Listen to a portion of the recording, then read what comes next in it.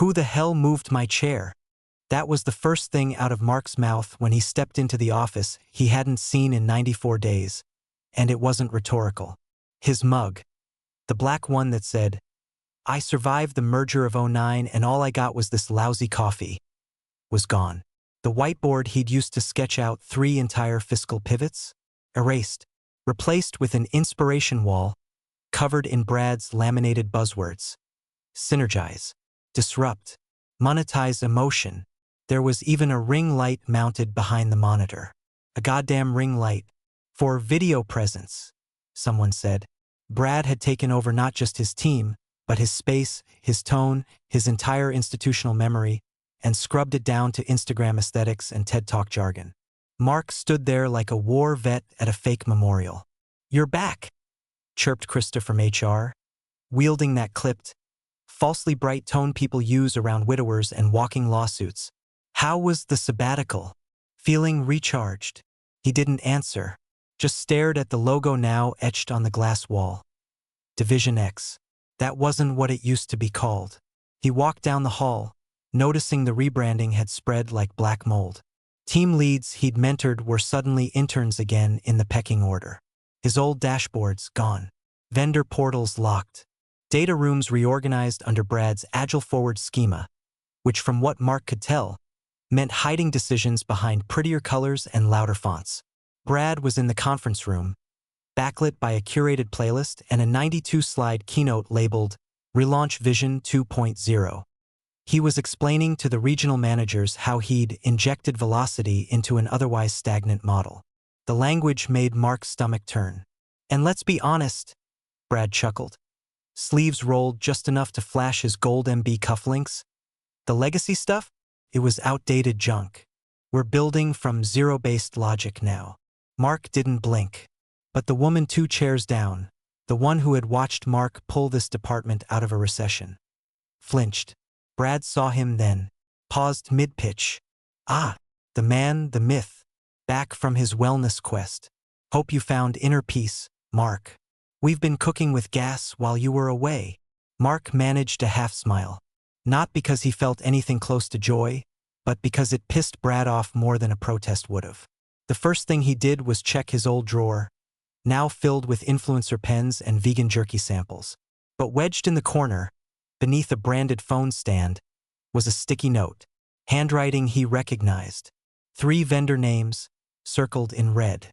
Lenro, Daltrix, and Visonova.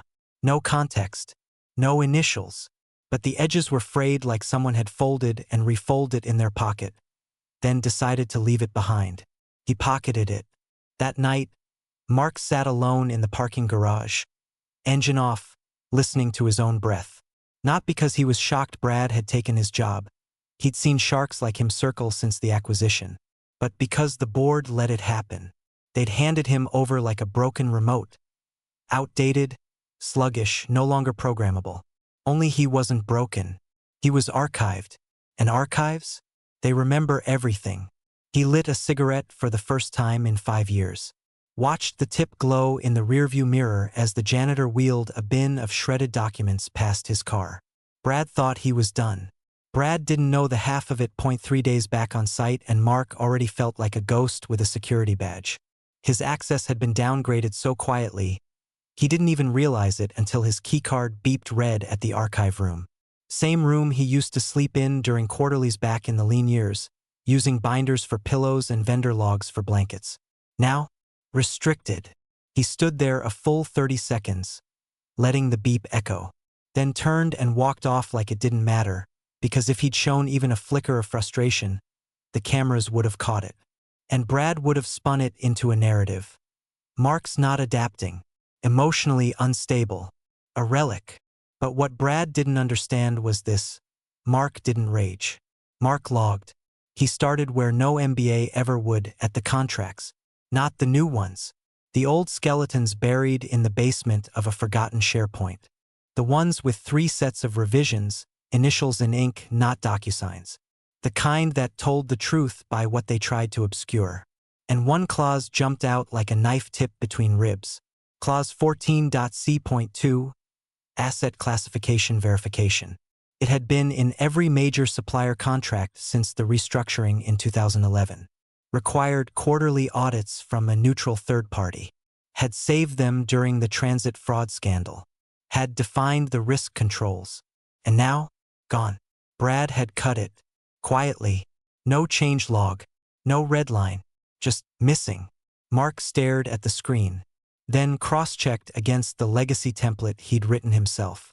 It was there right above the indemnification clause. Brad hadn't just ignored protocol, he'd amputated it. Why? Mark muttered aloud. He didn't ask permission. He didn't email legal.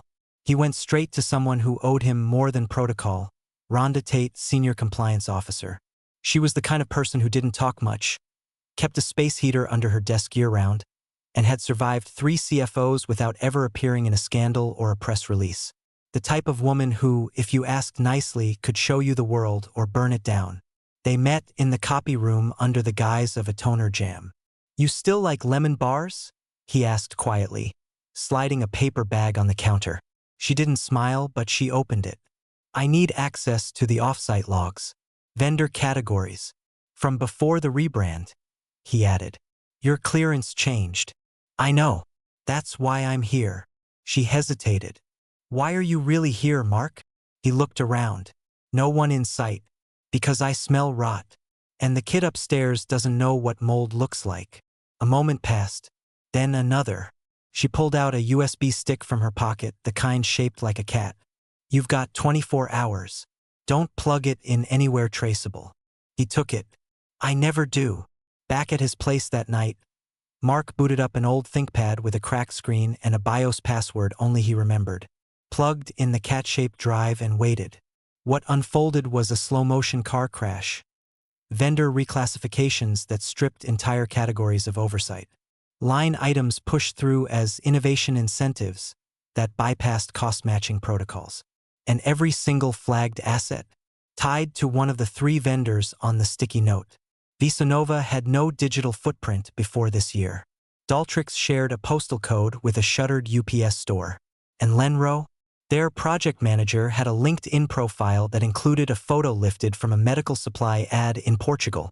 Brad hadn't just canceled audits. He'd built a house of cards and painted the windows gold.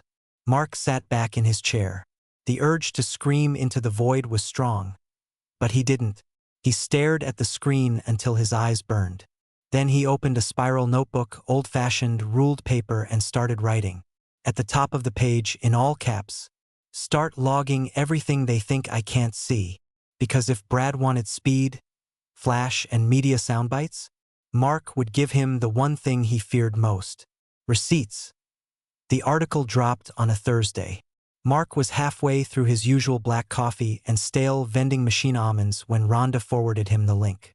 No subject line, no message, just executive insight, the visionary reviving Division X. He clicked it. Slowly, like peeling off a bandage that had fused to skin. There Brad was, grinning like a Wall Street influencer, jacket over the shoulder, chin tilted like he was auditioning for a cologne ad called Disruption. The headline practically drooled over him. From stagnant to soaring.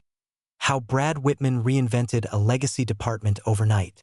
Mark read it once, then again, this time slower, methodically.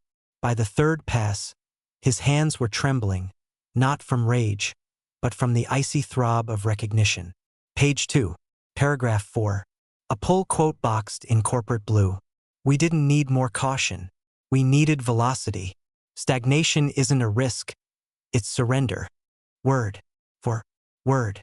Mark had said that exact phrase 3 years ago, in a budget review meeting, back when they were fighting to keep the division solvent during a tech vendor collapse. It had been in a slide deck titled Rebooting Ops for Post-Merger Growth. A deck he'd pitched, internally, to silence and dust. Brad had lifted the bones of that deck, the phrases, the frameworks, even the metrics, and repackaged them like fresh gospel for eager ears. There were more. Agility doesn't mean recklessness. It means trusting data over instinct. His words. Old systems weren't broken. They just spoke in a different dialect. His damn words. And then came the dagger. In the interview's final paragraph, Brad leaned back in his chair, smirking. Honestly, I should have come in sooner. Things were stuck. But hey, every legacy needs a reboot. The board laughed. The article said so. A chuckle from Greaves. A head nod from Lou. Even Marcia, who once cried on Mark's shoulder when her kid got expelled, had beamed with optimism during the interview. Mark didn't laugh. He closed the tab, then reopened it, printed it, 3 clean copies, slid one into his notebook. That afternoon, he returned to his locked drawer, the one where he used to keep company stamps, vendor passwords, and a bottle of antacids. He replaced the contents with something new. Folder. Inside it, the article. And then, slowly, methodically, he began printing more. Emails. The ones where he'd originally pitched the deck Brad now claimed to invent. Memos. Budget breakdowns. Drafts with timestamps. Invoice logs with early vendor warnings Brad had ignored. Each page went in with the care of someone assembling an autopsy. By 6:40 p.m., the printer had overheated twice. Mark just waited it out, drinking lukewarm coffee from a paper cup with someone else's initials on the side. The janitor came by, stared at the growing stack on Mark's desk. "You buildin' a lawsuit?" he joked. Mark didn't look up. "Just restoring history." The janitor wheeled his mop away, whistling. That night, Mark went home and sat in his kitchen with the lights off. He poured 3 fingers of cheap whiskey into a chipped mug, opened the article again on his phone, and zoomed in on Brad's face. The grin. The smug confidence of a man who'd never been punched by consequences. "Should have come in sooner," Mark muttered to himself, repeating it like a mantra. He reached into his desk, pulled out a red pen, and underlined every quote that wasn't Brad's. Then he wrote at the bottom of the article in thick block letters, "He stole from a man who forgets nothing." The next morning, Mark was in the office before security unlocked the elevators. And by lunch, the copier had jammed from overuse. The numbers didn't lie. They just whispered, soft, almost apologetic, hoping no one listened too closely. Mark listened. He started with the monthly expense reports, not the summaries Brad paraded at all hands with splashy pie charts and digital confetti. No, Mark dug into the line items, the raw exports from the ERP system where typos and rounding errors lived like cockroaches in the walls. He noticed a recurring anomaly: consultation optimization fee, Daltrix LLC. $42,700. Monthly. No invoice backup, no deliverables, no contact name. Daltrix was one of the 3 vendors from the sticky note. Next came integration savings Brad kept bragging about, $1.3 million according to his deck. But Mark ran the same formulas using actual numbers and old contract benchmarks. Real savings? Closer to $300,000. The rest? Smoke, mirrors, and aggressive assumptions labeled forecast positive. He made a spreadsheet, then another, linked them, built a hidden column flagging every variance Brad had optimized into fiction. Week 2, he found Visanova had billed $110,000 for strategic onboarding analysis. The funny part? There were no new hires that quarter. Not one. The kicker came from an unexpected source. A second-year analyst named Simon, pale kid with big glasses and the posture of someone who'd been yelled at by an alpha dog boss too many times. He cornered Mark by the elevators, eyes darting like he was smuggling uranium. I think something's off with the Bellwood project approvals," Simon mumbled. "But I'm not sure I should be saying anything." Mark tilted his head. "You scared of Brad?" "I'm scared of being jobless in this economy." Mark nodded once. "Then don't talk. Just show." That afternoon, Simon slipped a flash drive into Mark's jacket pocket in the break room. No words, no eye contact, just a nod. Back at his desk, Mark opened the drive. It was a PDF 1 form, Project Bellwood Approval Summary. At first glance, everything looked normal. But Mark had spent 15 years reviewing capital expenditure approvals. He knew the rhythm, and this one stuttered, specifically the signature block. The CTO's digital signature was there, but the metadata, timestamped at 2:11 a.m. on a Sunday, and logged from a machine that hadn't been online since January. Someone had copied a signature into a static layer, forged it. Sloppy work, but cloaked just well enough for the surface skimmers. Mark stared at the screen, then at his own reflection in the darkened window. He didn't feel angry anymore, not even insulted. He felt ready. That night, Mark changed out of his office clothes, buttoned up a charcoal blazer he hadn't worn since his last acquisition dinner, and made a call to a number stored under old friend, no voicemail. The voice that answered was gravel and bourbon, gruff in a way that implied wisdom or war or both. "Yeah, this is Reynolds. I need lunch with Wendell." A pause. "Wendell doesn't take meetings anymore." "He will if it's about Brad Whitman." Longer pause. "You bringing evidence or gossip?" "Evidence. The kind that stains careers." Mark heard a chair creak. A lighter flick. "Wednesday, 1 p.m. The club." The club was code for the old steakhouse downtown. No logos, no paparazzi, and no cameras in the private rooms. The kind of place where careers were made, ruined, or buried. When Wednesday rolled around, Mark sat across from Wendell Cross, former board chair and unofficial consigliere of the old regime. The man had been out of public sight for 4 years but still knew which strings reached the marionettes. Mark didn't posture, didn't beg. He opened a leather folder and laid down 3 documents. The ghost vendor shell, the fake savings delta, and the forged approval. Wendell didn't blink, just sipped his bourbon neat and said, "Sloppy kid." Mark leaned in, voice low. "I don't need him fired. I don't need a headline. I just need him to listen when it counts. That's all." Wendell smirked. "You want the ear, not the axe." Mark nodded. "Exactly. 1 ear. 1 hour. Before the next board meeting." Wendell leaned back. "You'll have it." They finished in silence. Wendell paid in cash. Mark walked out without shaking hands. Back in his car, Mark looked at himself in the mirror and adjusted his tie. The slump was gone from his shoulders. He didn't look like a ghost anymore. He looked like a man who knew exactly what was coming, and had already picked the music for it. The conference room looked more like a TED Talk stage than a quarterly business review. Purple uplighting. Branded water bottles. Even the clicker for the projector had been upgraded to some sleek laser-etched monstrosity that probably had Bluetooth and its own Instagram account. Mark stood in the back, behind the AV techs and 2 folding chairs stacked with untouched pastries. No name badge, no seat, just a black notebook and a pen that hadn't clicked once, until now. Brad took center stage with the kind of confidence you couldn't teach, mostly because it wasn't earned. "Let's talk velocity," he opened, arms wide, like a preacher ready to turn water into hockey stick growth charts. A slide flashed. Q3 performance, legacy no more. Graphs exploded on the screen, all up and to the right. "We outpaced last quarter's YoY growth by 23%. Vendor streamlining cut costs by $1.4 million.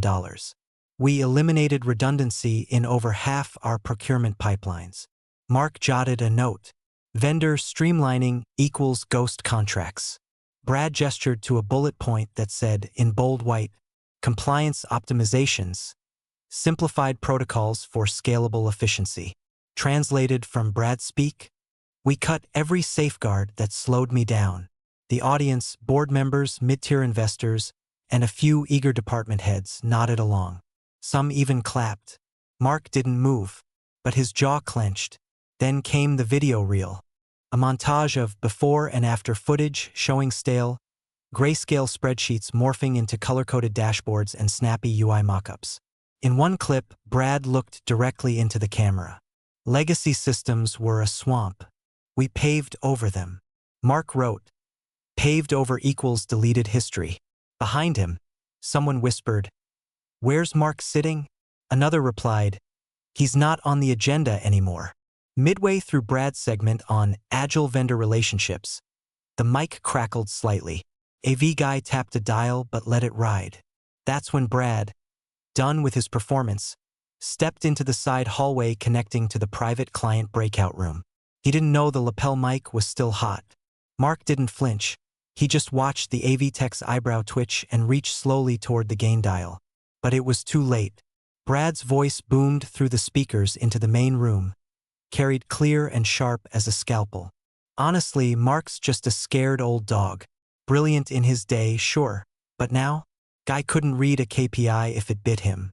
Half the time he just stares at spreadsheets like they're Sudoku puzzles. A pause. Then laughter. I mean, look, we needed a facelift, right? And you don't put the rusted hood ornament back on the Tesla. Silence fell. Not the warm silence of admiration. The cold silence of a misstep.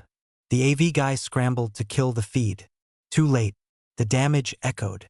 In the back row, Mark's old assistant, Lisa, who'd once cried in his office after a miscarriage and left with a promotion, leaned toward the person next to her and muttered, just loud enough, "He doesn't know who he's talking about." No one laughed now. Even the board chair leaned forward, lips pressed into a thin, unreadable line. Mark didn't react. He flipped the page in his notebook.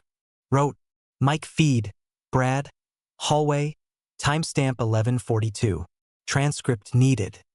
He looked up just as Brad re-entered the room, oblivious to what he'd done, smiling like a man who just nailed the final audition. That was the moment the pressure shifted. Not just in Mark's chest, but in the room itself. Brad didn't know the storm had already started. And Mark wasn't weathering it. He was it took Mark exactly 6 nights to build the binder. Not because it was hard, but because it had to be undeniable. He didn't rush. He didn't fume. He worked in silence at the same kitchen table where he used to grade his kids' math homework. Now it held printed emails, signed memos, project proposals, vendor logs, forensic audit reports, and one tiny USB drive labeled Feb 14_RC. Each section had tabs, color-coded, indexed, footnoted. He ran highlighters across key phrases like he was preparing for war. Not with bullets, but citations. At the front, a cover page. Supporting documents, internal use only.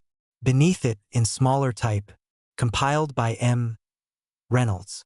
Senior Ops, 2007 to 2023. Not flashy. Not vengeful. Just surgical. The first tab, Ghost Vendors.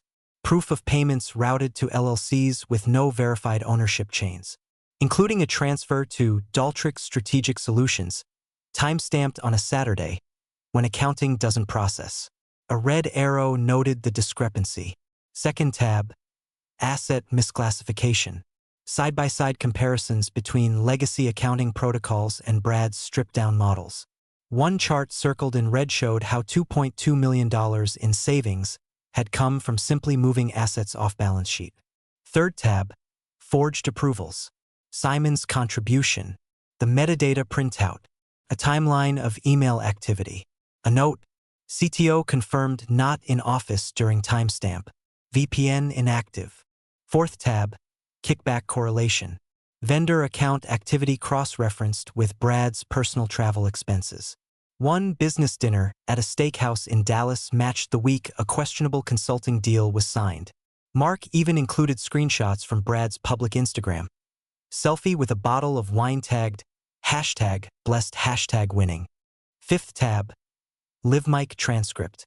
Brad's slip. The hallway comment. Full transcript. Full context. And finally, the last tab, recorded February 14th Zoom call. A brief description. Internal meeting. Brad Whitman. Discussion compliance posture. Contains language suggesting intentional misreporting of savings for visual optics. The USB drive in the envelope matched the file. Timestamped. Clean audio. Mark closed the binder. Checked the corners. Dusted off the cover like it was a headstone. He didn't sleep that night. Next morning, he wore the suit he'd used for his daughter's wedding. Quiet charcoal, barely wrinkled, tie-tied with military precision. He didn't take the elevator. He walked the stairs to the 20th floor. At reception, he nodded to the desk clerk, handed over the binder, and a small sealed envelope addressed to Eric Dunlop, office of the chairman. "Deliver it yourself," Mark said. "No delays. No previews." She hesitated. "Do I need to get a signature?" "No. But when it's opened, someone will ask who gave it to you." Just say, the guy who used to fix the holes before they sank the ship. He turned, walked out, never looked back. In the lobby, two younger employees were joking about Brad's latest town hall and how he'd called himself a financial acupuncturist. Mark passed them unnoticed. Outside, the sky was gunmetal gray, wind biting. He lit a cigarette and sat on the cold stone bench by the fountain, binderless, light. No smugness, no smile, just resolve. He wasn't interested in watching it burn. He just wanted the match to land exactly where it needed to, and when it did, he wanted it to shut them up. Brad strutted into the boardroom like a man who thought gravity didn't apply to him. Perfect suit, pocket square folded like origami, that platinum Mont Blanc pen twirling in his fingers like a conductor's baton. He gave fingergun nods to the board members. Some smiled back, others didn't. But he didn't notice. Brad didn't read rooms. He performed in them. "Let's keep this tight and sexy," he said with a wink as the lights dimmed for his deck. Slide 1. Quarterly momentum breaking old ceilings. Graphs again. All hockey sticks and heat maps. Buzzwords stacked like Vegas poker chips. Synergy, disruption, gamified compliance. Brad's voice flowed like syrup, thick, sweet, and too much for anyone sober. "Look, I'll be blunt," he said, pacing the perimeter. "What we've accomplished in the last quarter isn't just growth. It's cultural alignment. We're not just hitting metrics. We're redefining them." He smirked, paused for impact. That's when the chairman raised a hand. Brad froze mid-stride, caught in the pose of a TED Talk messiah. "Yes, sir," Brad said, eyebrows lifted in faux humility. "Let's pause for just a moment," said Chairman Dunlop, calm, crisp, like a parent about to ask you where the broken window came from. Brad chuckled nervously. "Sure. You want to dig deeper into the charts?" "No," the chairman reached beneath the table, pulled out the black binder with the plain white cover. "We'll take a look at this." Silence. Even the fidgety finance guy stopped bouncing his leg. Dunlop slid the binder open like it was a sacred text. Page 1 faced the board. Supporting documents, internal use only, compiled by M. Reynolds. Brad's face twitched, just a flicker, but it was the first crack. "I'm not sure I've seen," he began. The chairman didn't look at him. He nodded at the AV tech in the corner. "Projector, please." The room dimmed to black. A single file appeared on the screen. Feb 14_RCMP4. Click. Mark's voice wasn't in the video, only Brad's. "Yeah, I mean, technically we're not lying. We're just cleaning the books, you know, smoothing out the dips so the optics land right." Pause. "The board doesn't want problems. They want results. So I give them pretty ones. We can true up next quarter." "Maybe." Another voice laughing. "That's one way to skip an audit." Brad again. "Exactly. Audits slow momentum. I'm not running a museum here. I'm building a narrative." The video ended. No music. No fade. Just silence and the low hum of someone's phone buzzing quietly under the table. Brad's smile was gone now, replaced with a tight, dry-lipped expression like he'd bitten into a lemon and didn't want anyone to notice. That clip is out of context," he said finally, voice pitched higher than usual. No one responded. Greaves, the board's bulldog, flipped a page in the binder. His brow furrowed deeper with every word. Marcia cleared her throat, but didn't speak. Brad looked around like a man suddenly underwater, unsure which way was up. Chairman Dunlop leaned forward, elbows on the table, fingers steepled. "I believe we've heard enough for now." Brad swallowed. "If I may." The chairman raised one finger. Not to silence him, just to stop him from going somewhere he couldn't come back from. Across the room, someone coughed. Brad sat down. Mark, meanwhile, was not in the room. He was in the adjacent hallway, standing quietly near a framed photo of the company's founding team from 1987. A security badge still clipped to his belt. Hands in his pockets. He listened through the thin drywall. And when the laughter didn't come this time, he smiled. Just barely. The room had the kind of stillness reserved for funerals and financial autopsies. Brad sat rigid in his chair, color draining in slow motion. His hands, once so animated with pen flips and air quotes, now rested limp on the table. Useless props in a scene he no longer controlled. Chairman Dunlop didn't speak. He simply reached into his leather portfolio, withdrew a cream-colored envelope, and placed it gently in front of Brad like a final course at a meal no one wanted to finish. No dramatic language, no scolding monologue, just the soft whisper of cardstock sliding across mahogany. Brad stared at it, then at the chairman, then back at the envelope. "Wow, what is this?" he asked, voice half breath, half desperation. Still no answer. He fumbled with the flap, tore it open, and unfolded a single sheet of paper. No letterhead, no fluff, just one paragraph. Effective immediately, we are requesting your voluntary resignation. A formal review process will follow. Cooperation is expected. Silence preferred. Brad blinked. Once, twice. His lips moved, trying to form a sentence, an argument, a lifeline. This is premature. I mean, let's not overreact here. Those recordings, completely out of context. The savings? They're real. Look at the numbers, for Christ's sake. And who even made that binder? Is Reynolds even cleared for?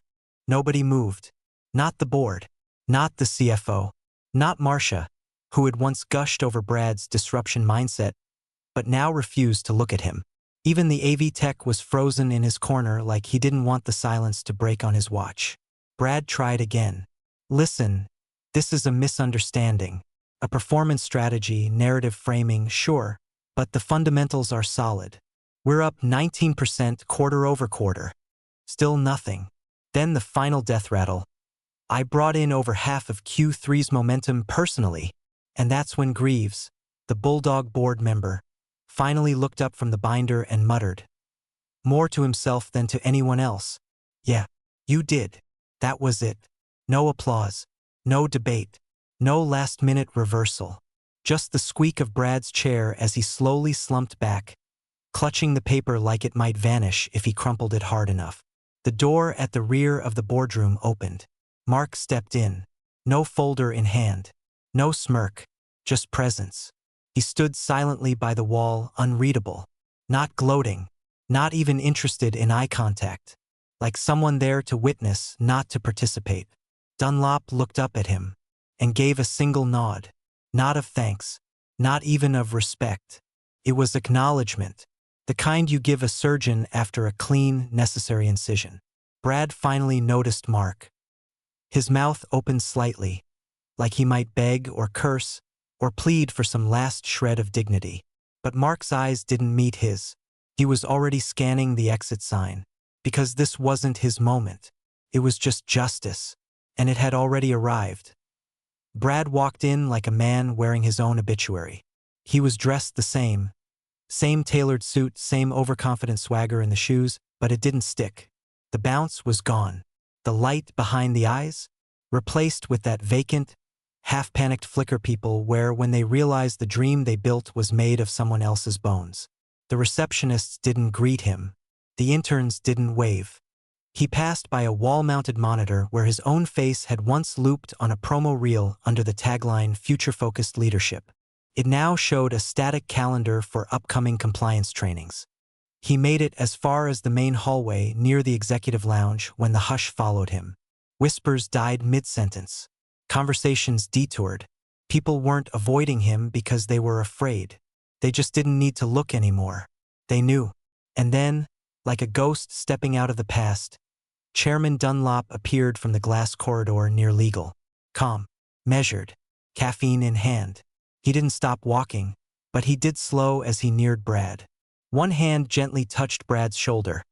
Not hostile, not friendly. Then he leaned in, just enough to speak a sentence only two men would hear.